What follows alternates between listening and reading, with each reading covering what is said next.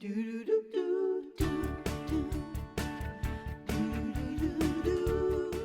a lot of people are comparing this to the Harrison Ford movie, which was back in '95. Yeah. Witness. That's a big deal. Okay. You know, what are the similarities? What are they seeing in both of these Well, movies? it goes full circle. Gosh, look at that. It goes full circle. So that lovely lady right there, Kelly McGillis, just so happens to be playing my grandmother. What? What?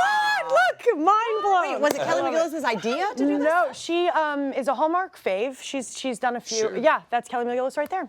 She's playing my grandmother, and and it was really interesting because obviously the whole Amish thing. I mean, I got the script and was like, what is going on here? What exactly are we, what exactly are we doing? Yeah, Kelly. Yeah. And then so there were a lot of references to Witness, which I actually haven't seen all the way through at the Good beginning, movie. But yeah, so I mean, she's pretty. I think she's that kind of a Harrison legend. Ford guy's going to catch on too. I think he might be big at Been some point. hanging around. Yeah, he does have a future. Also, the great part about depicting the Amish in movies, of course, is they never complain about how they were portrayed because they will never see it. Probably. That's a good one. Probably. That's a good point. It's a good point. Yeah, I could touch on that a little bit further as we go, because I don't want to touch your beat. Speaking to the mic. Oh my gosh. Speaking to the beat. Well, we actually have a clip of something that we can see. It's a clip of you and Levi, who's played by Sean Ferris, who is an Amish man, and you're caught in a thunderstorm. Ooh. Take a look.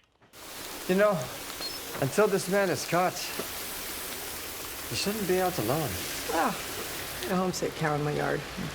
Since you don't have a telephone, I didn't have much of a choice. Grace. I'm sorry. It's just the thunder. Right, so.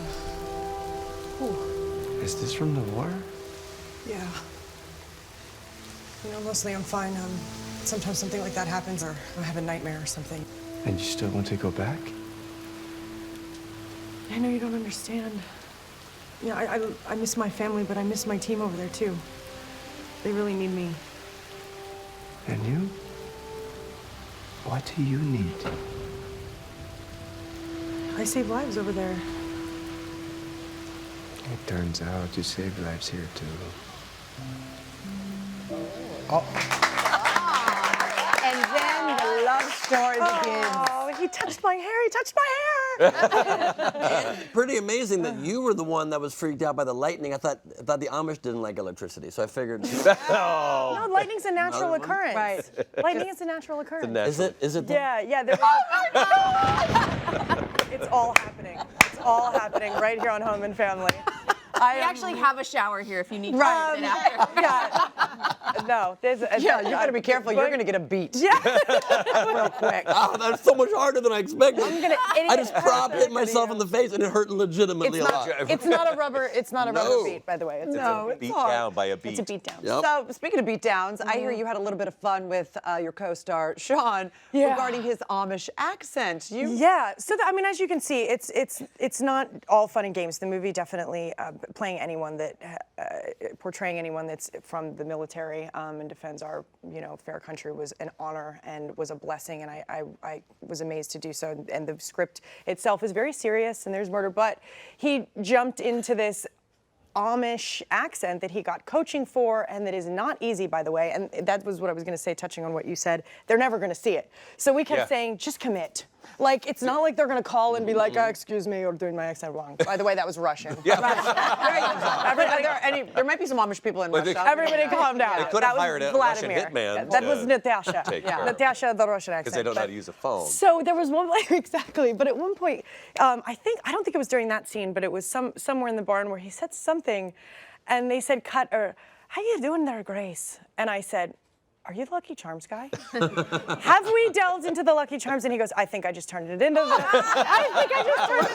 Charms guy. Always after me, Lucky Charms. Always after me, Lucky Charms. And he goes, oh, crap. And then we did it again. I'd like to superimpose his face, and then you could give it to him. Yeah, I might, actually. I wish he was here. But I commend him because it's not an easy thing. But on a serious note, because when the lightning struck in your character, experienced that, the results of being at war, combat, PTSD is a very serious subject matter for those who suffer with that. I understand that you have a little bit of experience with that anxiety, the panic attack. Yes. I mean, look, I would never, ever, ever say PTSD is a very serious thing, and I know people that have it in real, and I would never say that I have PTSD. It's not like that. It's you know, anxiety, I think, is something that we all live with in different forms, right? And the character that I played on another show called Mistresses, my last season had severe PTSD from a gun in her face, and then obviously she has PTSD from being in Afghanistan, and it's, you know, in myself, I think I've found that I have anxieties just in being vulnerable, which is such a weird thing to be an actress, right? Like to have anxieties, being honest and being present and being vulnerable. And I didn't know about that because I was such a tough kid growing up until I got into drama school. And all this stuff started to come out of me, and I was like, why can't I do this scene about abandonment? Why can't I? And like, if I start talking about it too much, I really will get really upset. Or saying goodbye to someone that you love so much, or, you know, you're losing someone. And I started to realize it was like my therapy. All this stuff started to come out from my childhood, and, you know. And it's interesting you chose that path. Yeah. To work, call it my job. I get to put it all out there. That happens often, though, with actresses or actors. They get into acting school and all that. That's where your talent, your art comes from. I cried for like 8 months straight. I was just crying all the time. My teacher's like, go for it. And I'm like, I hate this. You know, like, I can't, you know, you're losing breath. But then once you actually harness it, I now understand and have so much respect for people that do the work on themselves, that go to therapy, that, you know, do the conventional sit down and talk, because I think you have to know yourself and know what those are, the things that you're fighting, to be able to handle them. Yeah. I cry properly. every day on my game show for no reason. I don't know why I do that. It's just emotions, a purge for me. Just to let it all out. Yeah, I just find that's the best way, to go out there and then you can be really charming on the show. Right before they do Once you've had a say, good though, and I time. have to say this in all honesty, that comedians are the darkest people. Yeah. How do you like that, Ben? Ooh, Do you want the beat back? I like to reply by saying, yes, it's true. That dark, a lot of people say deep. Okay, dark and deep.